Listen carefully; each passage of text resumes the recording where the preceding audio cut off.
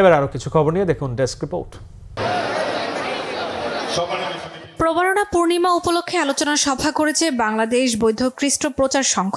প্রধান অতিথি ছিলেন সাংস্কৃতিক বিষয়ক উপদেষ্টা মোস্তফা সরোয়ার ফারুকী। সন্ধ্যায় ফানুস উৎসবের মধ্য দিয়ে এই অনুষ্ঠানের উদ্বোধন করেন তিনি।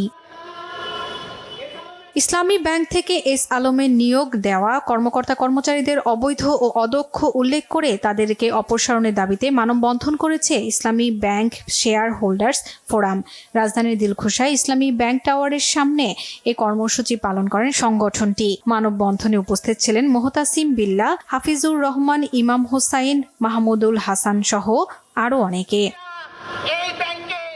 বিএনপির ৩১ দফা বাস্তবায়নের লক্ষ্যে লিফলেট বিতরণ করেছে ঢাকা মহানগর উত্তর বিএনপির সাবেক আহ্বায়ক সাইফুল আলম নীরব। শেরেবাংলা নগর থানার উদ্যোগে পূর্ব ও পশ্চিম রাজাবাজারে এই কর্মসূচি পালন করা হয়। এ সময় বক্তব্য রাখেন স্বেচ্ছাসেবক দলের সহ সভাপতি ফখরুল ইসলাম রবিন, বিএনপি নেতা ওমর ফারুক রাশেদ, আতিকুর রহমান অপু সহ অন্যরা।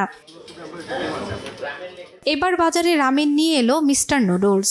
রাজধানীর বাড্ডায় মিস্টার নুডলসের প্রধান কার্যালয়ে নতুন পণ্যের মোড়ক উন্মোচন করেন প্রতিষ্ঠানটির ব্যবস্থাপনা পরিচালক ইলিয়াস মৃধা। আরও উপস্থিত ছিলেন উপব্যবস্থাপনা পরিচালক AKM মইনুল ইসলাম মঈন, তোষণ পাল, আব্দুল আল মাসুম সহ অন্যরা।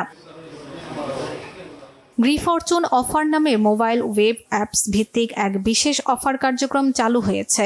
গ্রাহকরা গ্রি বা হাইকো এসি কেনার পর মোবাইলের মাধ্যমে এতে অংশ নিতে পারবেন। এ উপলক্ষে এক অনুষ্ঠানে উপস্থিত ছিলেন গ্রুপের DMD নুরুল আফসার, পরিচালক সাজ্জাদ উন নেয়াজ ও নুরুল আজিম সানি সহ অন্যরা।